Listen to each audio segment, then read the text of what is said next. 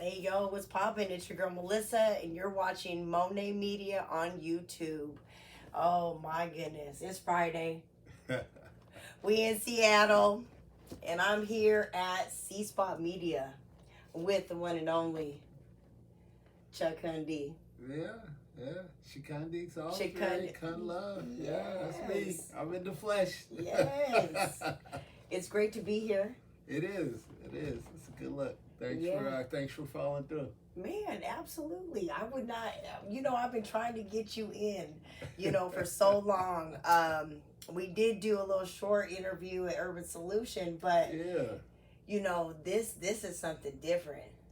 Oh, clearly, yeah.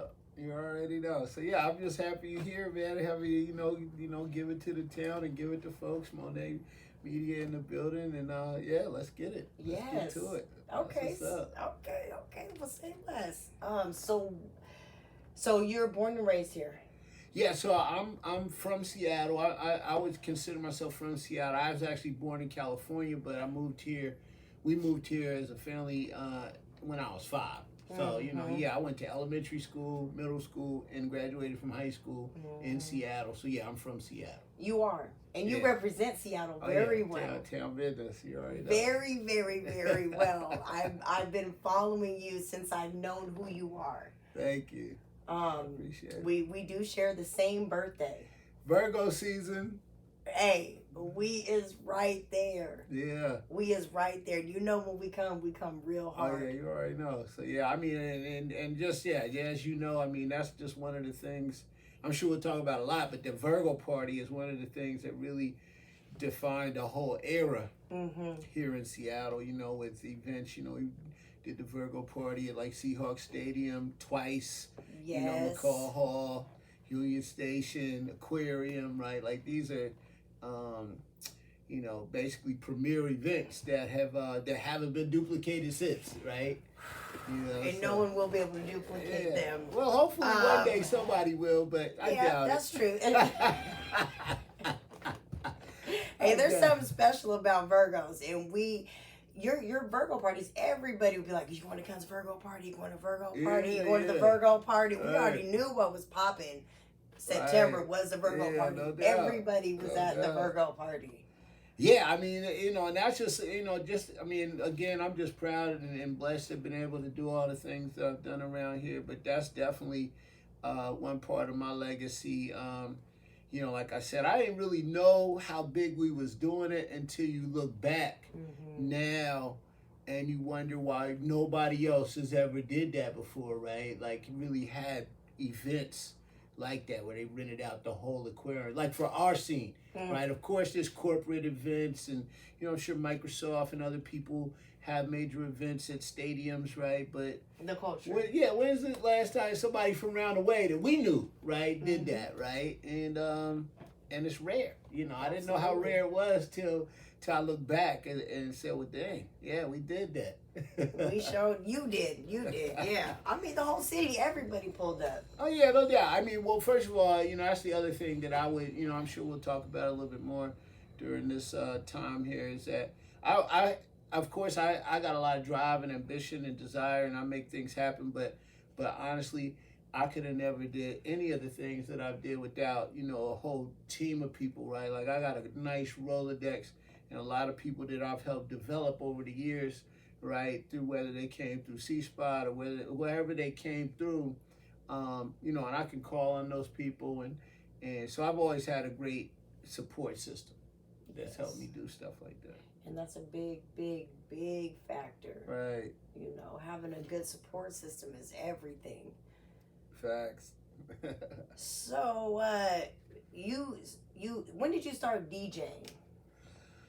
Man, where did it begin? Yeah, okay, you I'm know not what, sure it's if funny, that's right? what... Because my man came in here, right? My man, shout out to Dr. Dowdy, right? And he did his Emerald City hip hop book, and he asked me kind of the same question, like, so, and a lot of people kind of misremember and think that I was DJing back in the day, but I really didn't DJ in Seattle officially, like as KUN Love, until like 1992 when I came home from college, right? So all of the other things, you know, back in the day, like, you know, being at mix-a-lot parties or all those things as a kid, I was never the DJ at those events. Right. Right. I just was just there as a witness. Right. Right. So I started DJing in college with my man DJ Ren 10 in Butler Hall. Right. And so I used to do all the gym jams at school, and I really kind of honed my craft the way that you know I learned to DJ. So I'm more of a party DJ. First of all, I'm not a, you know, shout out to like Vita and people that make beats and like Jake One, and you know those are all top guys that DJ, but they also make beats. Right, I never made beats. I've only been a party DJ, and so I started DJing. You know, my man put me on, and the rule he had was you could DJ as long as you kept the crowd. And so obviously when I first started, you know, I would play one record, and the dance floor would clear, and people would be like, "Yo, get him out of here!" Right? And then over time, though, over like a 3-year period, you know, I became to where I was holding down the parties on my own. And you know, and I just did whole parties by myself, right? And so as a result of that, he was a senior when I was we were both seniors, but I ended up staying another year, and he left me the DJ equipment and half his records. Oh, right? wow. Because, you know, back in the day, you know, a lot of these cats now, they got a controller, they got the MP3. Yes. You know, back in the day, you had to buy 2 records, right? You had 2 of them so you could go back and forth. So any real DJ worth his worth always had 2 copies of every single. Oh, and so my partner, you know, Ren 10, he left me half the records. And so I was able to still do parties and get my money and everything. And then I came home in 1992 and just started DJing here. And it was a struggle at first, but you know, I just hopped on the scene with the mixtapes. You know, I used to sell mixtapes, Big Fella Blends, and I used to ride around. And I think that one of the things that really put me on the scene, I would say, is I came out with a bunch of posters that said Seattle's #1 DJ. Right? And so 1992, 93, clearly I was not like Seattle's #1 DJ. But you know what? But it was okay though, because it was that swag, right? And so it was different. Well, the thing about it was, the game is that I didn't necessarily ever, and to this day, I don't need to be #1. I just want to be like Jada, in fact. So Jada Kiss doesn't never say he's #1. He says top 5, dead or alive, right? And so that's what I always wanted to be back in the day. It didn't matter whether Funk Daddy was your favorite DJ, or B Mello was your favorite DJ, or Supreme was your favorite DJ, or, you know, even later on as some of the other guys came up, right? Like Top Spins, or you know, even now, like the Bankheads or the Famouses, right?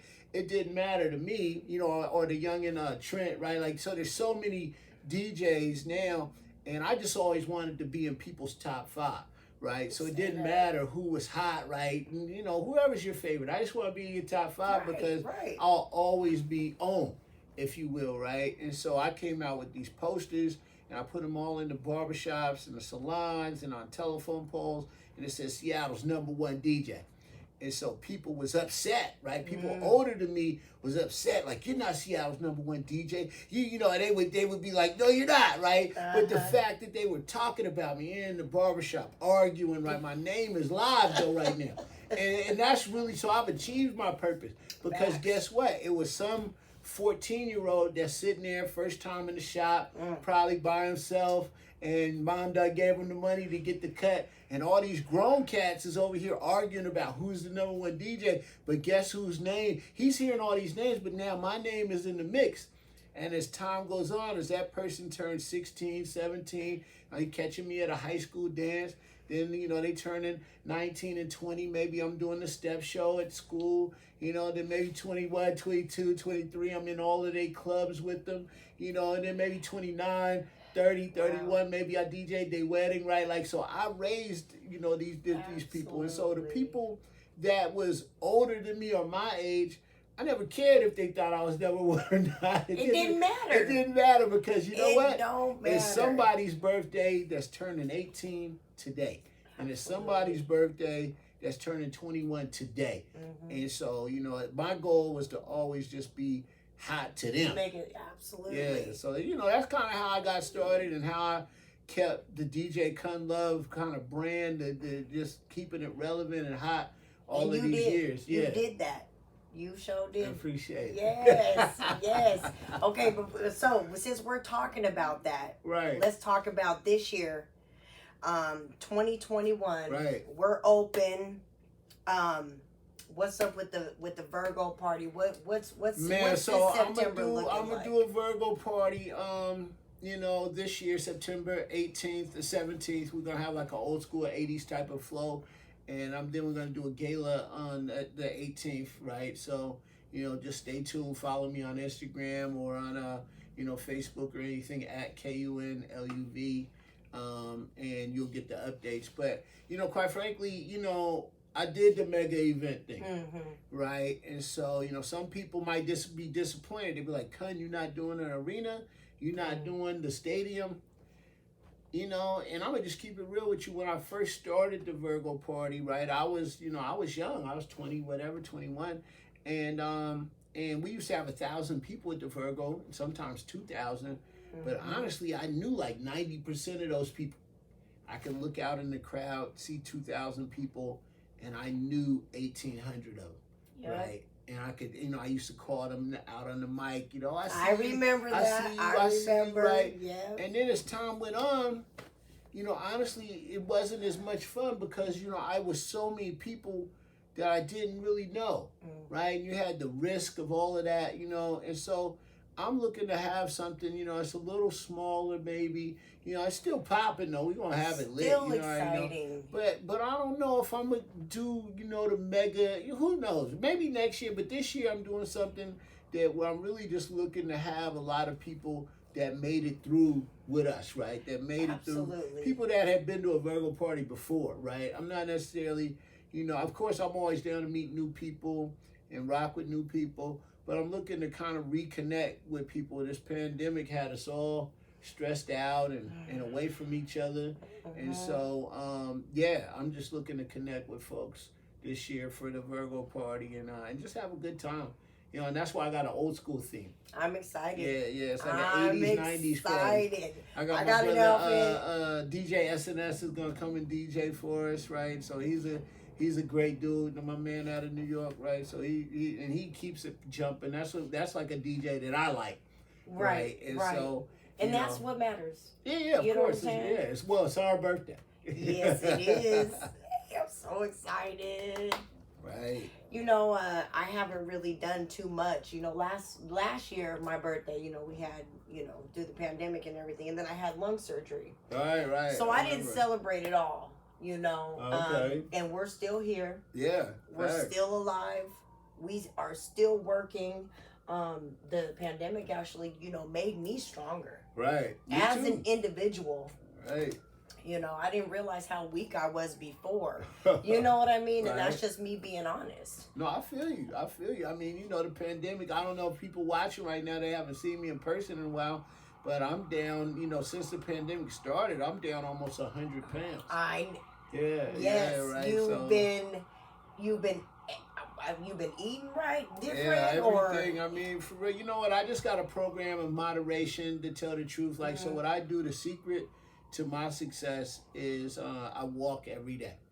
So yesterday was 214 days in a row.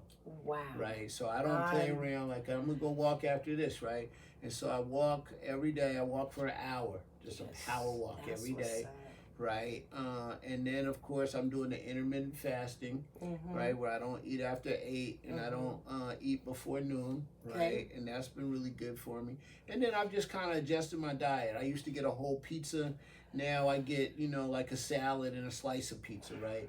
But and those three things kind of combined has, you know, allowed for me to look the way, you know, I'm back to like my 1990 weight right now. Right. And those things, when you challenge yourself and your body, man, and we're getting older. Yeah. Okay. We're getting older. There's so much we feel like me anyway. I have so much more to live for and to do. So it's my responsibility and my job to take care of myself. Self-care. And my health, and my body, you know. Right. So that's amazing. Well, you know what? It's not easy. It's not easy, and I guess what I would say just about health and wellness, right? We oftentimes say that health is the health. You know, health is wealth, right? But we don't treat it like wealth. If your bread, your money, you're checking on your bag every day, right? Like you're checking your account, you're checking your credit reports and all of these things, right? We check on your family, you check on your property, and everything else that's of value, right? That's of wealth to you. But a lot of people, including me for a long time, I wasn't checking on my health daily, right? Of course, we all go get a checkup once a year, whatever. But are you checking on your health like it is wealth? And I would say that, yeah, now I check on my health like it's really a bag, which is now my hashtag is health is the real bag. Wow. I love it. I love it. The things that come with growth. Yeah, like, it's a beautiful thing. Absolutely beautiful. So SEASPOT, you started this 1998. Yeah. How how did that come about? Just to give us a little bit of background. Wow. So 1998, there was a lot going on. 97 is really when I started feeling like, okay, I need to be able to tell our stories, right? So there was two main things that happened in 1997. 98 that made me want to start the SEASPOT. Actually, three things. So one, I believe Funk Daddy, shout out to Greg, he had like a major record with somebody. It was like a platinum. He was producing, and he had a really nice flow. And he, there was like this magazine called the Rocket magazine. It was cool. It was like a rock magazine. And they were all talking about, the grunge movement, but they said that they were Seattle music, and I'm like, how can we have Funk Daddy on a platinum record, and it's not nowhere? It's not in the Seattle Times, it's not in the Rocket, it wasn't in any kind of publication, and I was like, that's whack, And then secondarily, the second thing that happened was, I was so upset. My man Corey Dillon, who went to Franklin High School, ended up at the UW. He was getting ready to get drafted, and they was mad and leaked out some information about his, his rap sheet, and he dropped in the draft, right? And I was like, that's foul that we don't have a way to get out the good story, right, of all the stuff that he was doing, with CAY and camps and young people. And then the third thing that happened is we had a party, the Virgo party in 97, and there was a huge riot, right? And there was a riot downtown, and cats broke into the Bon Macy's, and they broke into Sneaker City, and they had me on the news, right? And they had the complete story wrong. Right, and there was no way for us to tell our side of the story, right? And I was like, you know what? I'm tired of that. I'm gonna start my own media company and tell my own stories, and that's what I did. And so, at the time, and so we started the website of SEASPOT.com, and that went online in March of 1998. Right, and it was just about covering the scene, much like how you're doing now. Continuing that just this kind of stuff that you're doing. I just wanted to tell stories, good stories about our community from Seattle and the Northwest, really. And our tagline is the gateway to Northwest urban culture, right? And so. Started the website first, and then about a year and a half later, I came out with the magazine, and it was really the first full color hip hop magazine. Shout out to the Flavor magazine that came before me, which was really like Seattle. I would say that was Seattle's first real hip hop magazine, right? And it was a newsprint magazine. It was dope. And then after that, like I said, we came out with the SEASPOT magazine. And it was really the first time that a lot of people had seen a magazine, like, with them in it, like it was for us, right? And so we most certainly have, the Facts and the Medium and other, we had the Scanner and other, media, but this was the first time we had a full color magazine about us and the scene and hip hop music, rap music, and our clubs and our people and our businesses. And it was just groundbreaking. right? And then kind of the rest is history, man. Been around here, we've had the office here, since about 2004 is when we got this office, or 2003, yeah. And so, and over the years, obviously, print media has is kind of fallen off. Lots of big magazines don't print anymore. And so we've morphed more into like a marketing and promotions firm, and less of a publisher, but still doing a lot of stuff in the scene. You are. Oh yeah. You're working. Oh yeah. You stay working. Always. You always doing something. Yeah. You ran for 37th district. Yeah, so that was just another thing. Ran for office last year. That was just a crazy experience, man. The dope part about it, obviously we lost, right? And of course everybody says, oh, well, you still raised your profile, and you know what? I'm a competitor, though. I wanted to really win, right? I wasn't trying to just be popular with other people. I was really trying to win. Right, and so we didn't win, but at the same time, right, I think one of the upsides is so many people in our community really started to understand and look at voting and understand that, okay, it's important. Well, yeah, local elections matter, right? And that was the key. I think, a good outcome is that people started looking at the ballot. Like, there's so many levies, maybe like the park levy or, school levies. And a lot of things we didn't pay attention to. Exactly. And you helped bring it to our attention because of who you are, Yeah, and I would just say that, a lot of us, especially people in the urban scene, we're only concerned about the presidential election, right? And we complain about the president or this and that, but actually local politics and local elections affect us way more. Right, like for example, we just voted last year on this King County sheriff. Should the sheriff be elected or appointed? Right, and that's a huge question, all around police reform and our people, like shout out to Jesse Johnson from out there in Federal Way, where he put forth a lot of police accountability bills. Right, people talk about reining in SPD or the King County Sheriff or things that happen in our neighborhoods, right? But they're mad at the president. The president doesn't have anything to do with how the policies that affect us locally. Right. And so I think a lot of people learned about that during this last election. I definitely did. Yeah. I definitely did.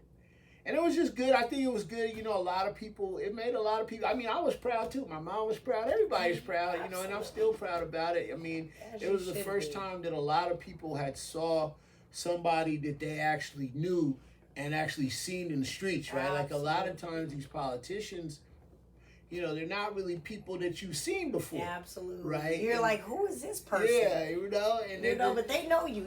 You're out here. Yeah. So that was that drew, even me, my attention. This is 100. Never, ever have I done a regular county election. Yeah. Until last year. Oh yeah, you and hundreds and thousands of other people. I had so many text messages and people sending me, "Hey, KUN, I voted," and it was like, so everybody was excited and proud. Because it's like this: if you can do it, then we should be able to follow. Oh yeah, I totally think that somebody that we know is probably going to run for office here soon, right? Yeah. And then they're already doing it. Like I said, we have Jamila Taylor out there in our Federal Way, Jesse Johnson, Tacoma, you got Tawana Nobles, she's killing the game in Tacoma, Deborah Entman and Kent. It's just a lot of people making it happen, and it's just exciting. And I think, again, people, we just need to educate our folks. I'll just tell you this quick story. I was talking to a brother last year during the election, and he was like, well, KUN, I live in Berrien, so I can't vote for you, right? But, good luck. And I was like, okay, well, you still gonna vote, right? He's like, nah, man, I ain't voting, right? And during that same conversation, he got to talking about how, the pandemic and I guess Burien or wherever he was at, it might have been Burien. Yeah, I think it was Burien. He said Burien, you know, the school district, they didn't have enough computers and the kids and this and that. And so he's complaining about the school district. And I said, well, dang, brother, so you're not going to vote, right? And he said, nah, man, I ain't voting, man. You know, they already know who they want and blah, blah, blah, and my vote's not going to count. And I said, well, you just got through talking about your son or your kid and the computers and the lack of technology in Burien. Did you know that Burien's got a levy on the they actually had a technology levy on the ballot so they could buy new computers for the schools. Wow. And I was like, did you know that? And he was like, nah. And I was like, yeah, you might want to vote for that. It's right? important. So you guys can get new computers. You just said how your kid doesn't have computers, you know, and here they're voting to have more computers at the school. Mm-hmm. And that affects you directly. Absolutely. And he was like, oh, wow, you know, and so then he was like, yeah, I'm going to vote now. And I was like, oh, well, great. So the point is that, yeah, we might all be upset at this, you know, whatever, Biden versus Trump or whoever, how it's going to go this next time. And these national elections, federal elections. But at the end of the day, the things that matter to our community most, that's going to impact us on a daily basis, are local elections. And we need to do that. Absolutely. Thank you for what you did. You did a lot for our community. No, you know, thank you. And you still are working. You know, I do want to ask a question though. What keeps you grounded? I mean, to be able to do the things you do, stay focused, and you know, just keep going. You don't stop. You know, well, first of all, you know, shout out to my, you know, my wife and my family. You know, I'm a firm believer in balance. You know, I like to hang out. I like to go on my vacations. I like my time. I'm a fan of working hard, playing hard, right? So I have a, you know, timeshare in Mexico, and anybody that follows me, they'll see my vacation hat. Like, I'm very proud of the fact that I've been able to take my family on vacation for 14 years in a row. And so on this vacation hat, I've got all these pins from every year, right? Awesome. So, you know, it's just a blessing to be able to do that and just have that kind of balance in my life. And then I've just been a go-getter, you know. I mean, I'm the type of person that likes to go get it. Like, I have ideas, and it's just a blessing, you know, and I just don't want to waste, you know, any time or ideas, right? And one of the things that I stay on shows, especially shows like this, right? We have a lot of young people watching right now and people that have their own ideas. God, I'm a firm believer that God just doesn't give one person an idea, right? The same idea that you got, it could be somebody in Wisconsin right now that got the same idea, right? And it's all about the execution of that idea, right? There's somebody right now puffing a blunt, yo, this would be dope. And then that's all they're going to do with that idea. And then there's other people that get the idea and they're able to execute, right? And so I have a lot of ideas, and then I just try to make them happen, right? And most of the time, you know, I'm able to follow. I get excited, honestly, about having an idea and then bringing it all the way to fruition and actually coming and making it happen. And I've seen it so many times, you know, been able to just believe in yourself. And I just believe in myself, you know, again, my mom, you know, shout out to Reverend Harriet Walden, right? She, you know, she didn't raise any quitters, right? So, you know, of course, I just, once I start something, once a task, once begun, you know, is what she would say. Once a task, once begun, be the labor, great or small, do it well. Right? Or not at all, right? So that's how I was raised, and I think that's what keeps me going. Whew. I had goosebumps that whole time. I'm over here just, you know. Right. That's all good. So yeah, those are some of the things that keep me going and keep me grounded, and just wanting to, you know, just having a sense of urgency, especially now that I'm a little older now. Like, I really and putting things into motion, like I got to get it done, right? Sense of urgency. Yeah, just have a sense of urgency. You know, I saw a thing with Rick Ross the other day. He said, "Man, I want to take the time to do it right, but I don't want to waste any time." Absolutely. Yeah. 100. Yes. So just a reminder, you know, me and Kai get to talking. You're watching Monae Media on YouTube. It's right here. I'm at SEASPOT Media with KUN Love. Yeah. Yeah. That's what's up. We over here in this conversation. Yeah. So I'm on social media, just at KUN LUV, Twitter, Instagram. Holla at me. Yes. Let me see. I'm trying to think where I want to go. You know, Lil Big Fella. The Adventures of Lil Big Fella. Yeah, that's crazy, right? You know, so since this is here, it's right here. This is your comic. Yeah, so this was you know, I mean, it's a crazy story. I don't even know if I have all the time to tell this story, but first of all, I was always a fan of comics, right? I grew up going to Golden Age collectibles down in the market, right? Collected comics as a kid. Me and all my brothers collected comics as kids, right? And so I've always been a comic dude, right? And the way that I got into this particular comic was through my son. And, you know, long story short, I wanted him to do a comic because he was always drawing and, you know, and Dragon Ball Z and drawing all these things. And I kept I was a bad parent, I suppose, because I was forcing it on him, right? Yeah. And so I was like, you know, you should do a comic, you know, and I went and bought all the stuff. And Yeah. then he said he wasn't into comics anymore, and I kept kind of pressing him. And then, you know, one day he just said, man, if you want to do a comic so bad, do it yourself. You know, and I said, well, fine. You know, I might as well. I might as well do that. And so, you know, but it took him to say those words for you to really. well, yeah, it was kind of like a dare, if you will, and you know, make it happen. And so I did. And so, you know, but then as I got into like, okay, well, man, I'm gonna make my comic. Like, what's my comic gonna be about? And so most certainly, I'm not a fan of just doing anything that lacks purpose. Absolutely. And so when people read this comic book, I mean, clearly it looks like it's for kids, and you know, it's a great medium. But you know, the comic really addresses you know, social things that are going on in social society right now. And you know, like there's a whole thing around police accountability.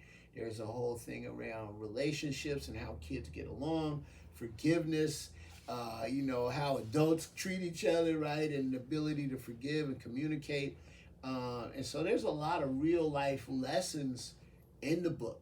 And I just really wanted to use a medium that I know kids and people would read, right? And so, you know, young people are into comic books, right? And so a lot of adults are too. Yeah, a lot of adults are too. And so this book, I sell a lot of these comic books to schools and folks that really want to use them for educational purposes. And wow. But yeah, I mean, but like most things, I never, just to be clear, I'm not a journalist or I'm not a writer. I didn't consider myself as an author. But faced with the challenge, you know, I feel like I can do anything and I can create anything, right? So I just got on Google. I tell people all the time, Google, you know, people in this era are so blessed, right? Because when I was a kid, if I wanted to learn how to do something, right, either you could try to ask somebody that maybe knew or didn't know, but you had to go to the library. So we would have to get our, you know, notebook and notepad and pens and pencils, and we would have to go up to Douglas Truth, you know, go in encyclopedias, try to find a book that talks about this or that. Everything that you would ever want to know is on Google right now. Absolutely. Right? And so that's what I did, is I hopped on Google and, you know, okay, what size is a comic book, right? And how many pages is a comic book? And, you know, what are some of the standard comic book conventions? Right, because even though I collected comic books, I didn't know all of the mechanics. The details that are easy to find. They're all easy to find if you know the question that you want to ask. Yes. And so then I went and found, you know, artists and writers. I'm really like Stan Lee on this whole project. Like I'm the executive producer. I own the label, if you will. Creator. Right. So I'm the creator. Like I had a person. Shout out to Jeff Cheatham. You know, the third. My man, he has a lot of books around here, and so I came up with the story, right? I knew the story that I wanted to tell in the book, but I had to hire a writer to help me really turn the story into dialogue, right? And then I had to hire, you know, graphic artists. I can't draw like that, but I knew what I wanted my character to look like. So I was able to provide my graphics team and my illustration team with enough, information to go off. So there was never any discrepancy. I could tell them exactly, right? And I would say that, and so a lot of my team, I never met these people in person. Right. It's a global economy. Right. And if and I think the key to my success on this book is I was able to articulate my vision, right? And I think that's where a lot of people lose it. They say, I don't know where to start. And you don't need to know how to do anything other than to be able to articulate your vision and find the people who are experts at whatever that is. Exactly. Right? And so, the comic book is a great example of where I don't draw and I wasn't a writer, but I knew I wanted this book to look like this. Right. And you got to invest in yourself. If you want something done, you can't do everything by yourself.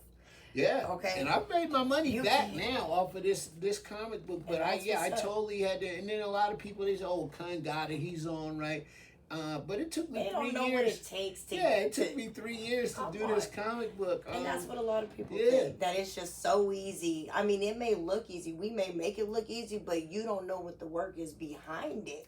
Well, and I would say that definitely one piece that's always missing, and I hope, because I know it's a lot of people that watch your show here, Monae Media, that are, aspiring to do their own projects. One of the things that took the longest on this project was the trademarks, right? And that's where a lot of people that we know get it twisted. They have a great idea, they go on Instagram, they make some kind of logo, they print it up, they're out here selling t-shirts, and whatever the thing they think is called, they feel like because they've got an Instagram and an email and maybe even a website that they own that name. They don't own that name. They haven't trademarked it. Right. So with this, even though I had the project like 90% done, I had to wait on my trademarks to come back.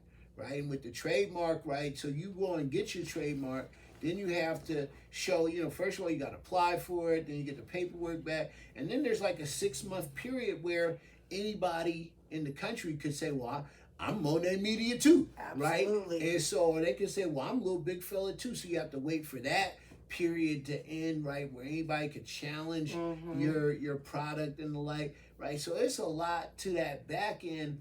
And I would just say that we have a lot of creative people that we rock with, but at the end of the day, are they handling the business part of it, right? And so with this, I knew that this could be big. So I was like, you know what, I'm going to hold this close to the chest and I'm going to get all my paperwork, right, my federal trademark, right, to where, and I paid the money, right? And so, it costs to do that kind of stuff. And I hear a lot of people, especially young people, they're in a rush, right, because they want to get it out now. And I guess what I would say is that's just not good business because you really could have somebody in a whole other state. Like it could be somebody in Atlanta right now that's never heard of My Little Big Fella, right? They could be in Boston. It could be in Massachusetts, right? Wisconsin, Nebraska. That's the great thing about the internet. But even if you do the search, right, they could have the trademark right now in Virginia, and maybe they have just not put it out yet. Right. And you could just do the search. Okay, well, you know what? I heard KUN, I'm on their media. I'm going to go ahead and do a search, make sure nobody got my name. No, when you do a real trademark, you pay. The trademark agency does like this search. Work for you, right? And they go, and so that's why it costs, like my trademark, I went through LegalZoom, right? And it cost, it was not a lot, it was $1,200, right? Which, if you you got your kids and you're working your one job and you don't have you got to save that up to get your trademark. But it's absolutely worth it if you're going to be in this product for a long time, right? And so I just see people with all of these t-shirt lines and, I got a clothing line now. Well, do you? Or, you know what I mean? Absolutely. And so that's what I would say about this particular project is that, one, again, that I was able to execute my vision because I'm able to articulate it to the people that actually do that body of work, right? And then I was able to just pay them for their services, right? And then two, I had the patience, right? Because I got other stuff going on. I had the patience to to let my project sit as it moved along its timeline, right? I.e. the trademark process, until it was ready to come out, till I had all my paperwork in order. And so those are the two things I would say is be patient, you know, and handle your business. You're amazing.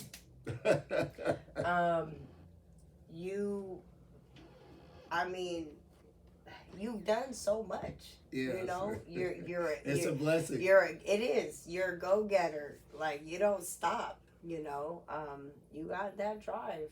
Yeah, you know, yeah, it's a blessing. Like I say, you know, I'm just blessed, and I like to post blessed and highly favored, right? Amen. And I just, you know, but again, I've had so many people that help me and are around for me, and just been a part of my movement. Yeah, I just wouldn't been able to do all the things I did without, you know, the support of folks here. And that's why it kills me, right? You know, you kind of hear, you know, especially in the music scene. I know that you've interviewed a lot of musicians and artists and the like. And I always hear, and not necessarily on your show, but just in general, I hear people talk about Seattle don't support this, Seattle don't support that. I've been blessed, you know, and I see Seattle support, right? Like again, you know, we have Virgo parties with 2,000 people there and no artists, just local DJs with 2,000 people. You know, I've seen the town support, right? I've seen what it looks like, you know, to have projects and people support. So, yeah, I would just say that this town does support folks. And they might not have supported you as an individual, right? But clearly, you know, this town has supported a lot of people and a lot of businesses, you know what I mean? And they've been able to thrive over the years, right? And of course, yeah, there's other people that maybe haven't had that level of support for whatever reason. But to paint Seattle and our scene with this broad brush that says, oh, nobody supports, that's not true.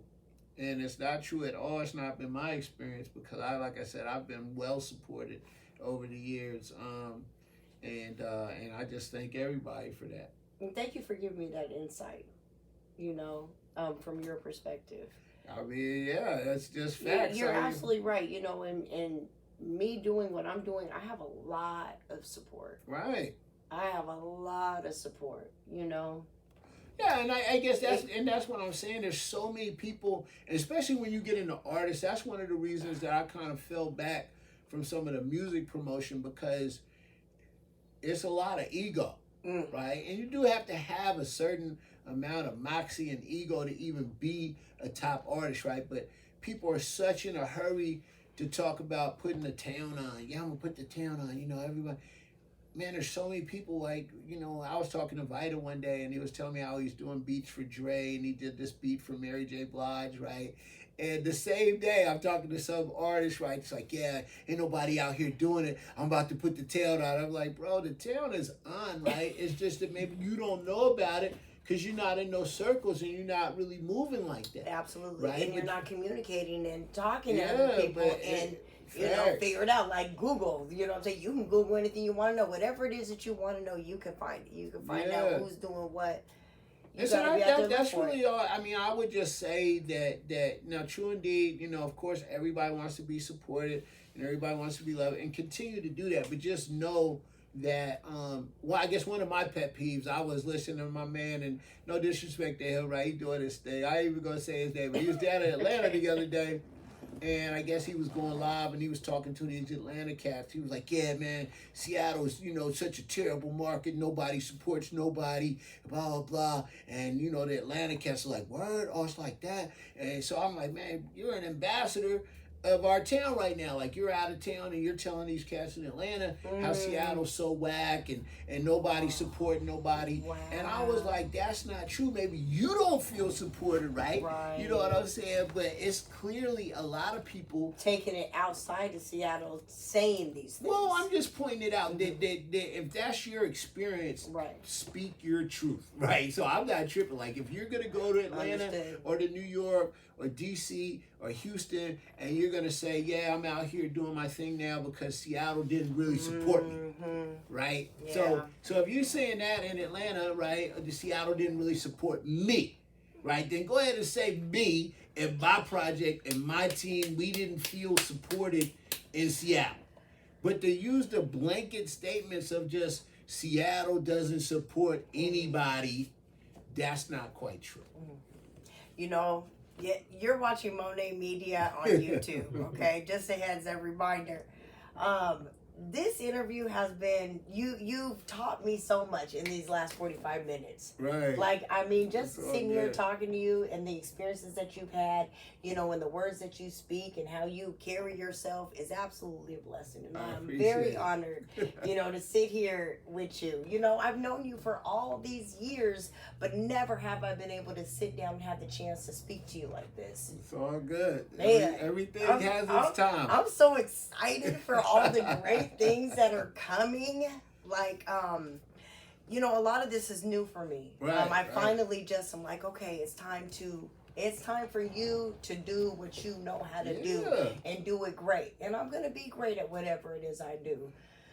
You know, I do have negative, you know, but, you know, it doesn't, none of that matters. You know what I would say about your situation, right, and how you building it up. And, you know, I've been watching the Monae Media, you know, and I watched you, you know, and that's why I agreed to even, you know, rock with you today. I felt like, okay, you've reached this level. Let me go ahead and be a part of it, right? But, and I'm not saying that like in a bad way. I know people. No, I am absolutely. What I would say is grateful. There's levels to life, okay? Well, yeah, there's true levels to it. But I guess at the end of the day, right, is there's enough for everybody, right? And I encourage everybody to do your thing, right? And so one of the things that again happens, I feel like I hear a lot of people say locally. I had that idea. I was gonna do that, and okay, well, Monae Media, she stole my idea. Like, how did anybody? You didn't make that idea up, you know, of interviewing people. You know, and get out of here, right? I mean, at the end of the day, it's enough great stories, and it's enough artists, and it's enough people doing positive things in our community to have hella people. And as long as we're telling great stories, and we're getting the word out and putting, you know, and raising the profile of people, continue to do your work, right? And if you feel like this is your calling, I don't care if it's 100 or 1,000 people doing it. You should do what you're called to do. Mm-hmm. And I agree. I do what makes me happy, what makes me smile. Yeah. Each interview that I do, I learn so much. Right. Like when I leave, I am so full. My cup is so full when I'm done with an interview, right. You know, and this is fulfilling for me, you know, and I'm trying to do what I can, you know, to get other people to understand the person or people behind whatever it is that you do or what they see. You know what I mean? We're all human. We're here. Yeah, no doubt. Well, yeah, I'm proud of you, man, and that's why I'm on the show here today. So it's all good. I'm so excited, man. I thank you. Is there anything else that you want to leave with our viewers? Your shout outs, thank yous, right, socials. You know. It's all you right now. Well, you know, again, follow me. You know, I'm at KUN LUV on Instagram and on Twitter and on Facebook.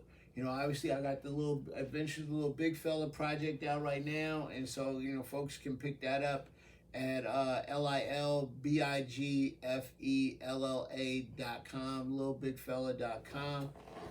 And same thing, it's Lil Big Fella book on Instagram and all of the socials. But you can find all the socials on the website.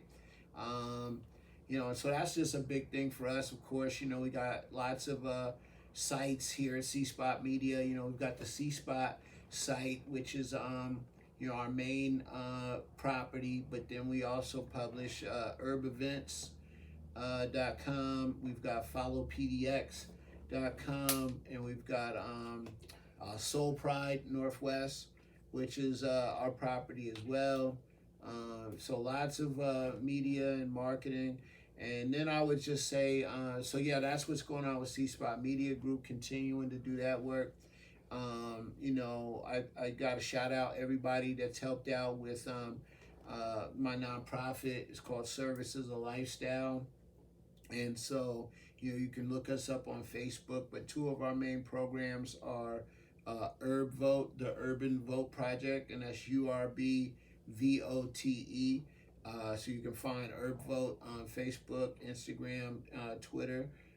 And so that project, we're out doing voter engagement. You heard me just talk about, why it's important in local elections. So we're doing that work with that piece of the nonprofit. And then the other thing we've got going on is 100 Black Parents.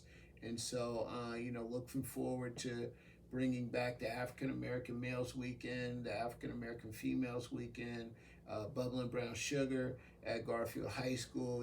That's another event that we do that we're, the pandemic kind of shut us down.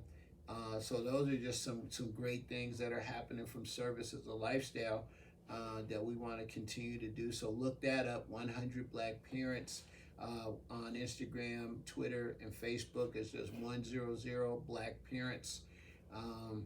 And then lastly, I guess, one of the things with Service as a Lifestyle that we're starting to do, and, obviously as a result of my health, launching a campaign called the Health is the Real Bag, right? Because, again, we talk about,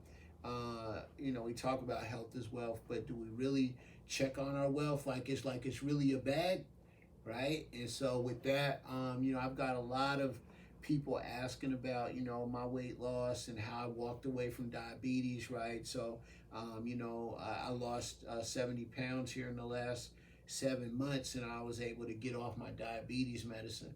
So I'm going to be telling that story through my health initiatives.